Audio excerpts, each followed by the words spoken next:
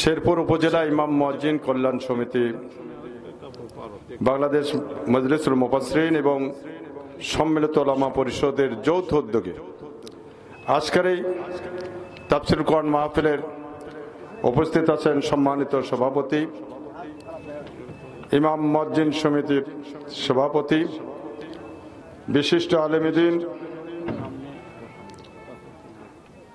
আলহাজ মাওলানা মোহাম্মদ হাফিজুর রহমান, সভাপতি ইমাম মুয়াজ্জিন কল্যাণ সমিতি এবং অধ্যক্ষ শেরপুর শহীদিয়া কামিল মাদ্রাসা। উপস্থিত আছেন সহসভাপতি হিসেবে আমাদের রেজাউল করিম, মাওলানা রেজাউল করিম ভাই। মঞ্চে উপস্থিত আছেন বরেণ্য অতিথি, বিশিষ্ট শিক্ষাবিদ advocate M A Halim, Sherpur উপজেলার সাবেক ভাইস চেয়ারম্যান। আজকের অনুষ্ঠানের সঞ্চালক ভাই আব্দুল্লাহ সহ ইমাম মুয়াজ্জিন ভাইরা, সামনে বসা দিনদার পরেজগার ভাইরা, পর্দার আলের মা বোনেরা, আসসালামু আলাইকুম ওয়া রাহমাতুল্লাহি ওয়া বারাকাতুহু। আল্লাহ পাকের দরবারে শুকরিয়া আদায় করছি যে মাহমুদ আমাদেরকে আজকের এই গুরুত্বপূর্ণ মাহফিলে আসার সুযোগ করে দিয়েছেন, এর জন্য শুকরিয়া। সবাই বলুন আলহামদুলিল্লাহ। শত সহস্র দরুদ ও সালাম হযরত মুহাম্মদ রাসূলুল্লাহ সাল্লাল্লাহু আলাইহি সাল্লামের প্রতি।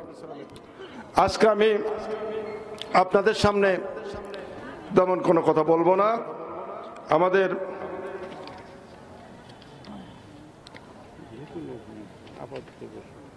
আমি একেবারে সভাপতির সাথে আমার মনের কথাটা একেবারে একমত হয়ে গেছে যে আমাদের আজকের মাহফিলে আমি সৌন্দর্য বৃদ্ধির জন্য ইমাম মুয়াজ্জিন সমিতির যৌথ উদ্যোগে যেহেতু আজকের জালসা, আসলে আপনারা জানেন শৃঙ্খলার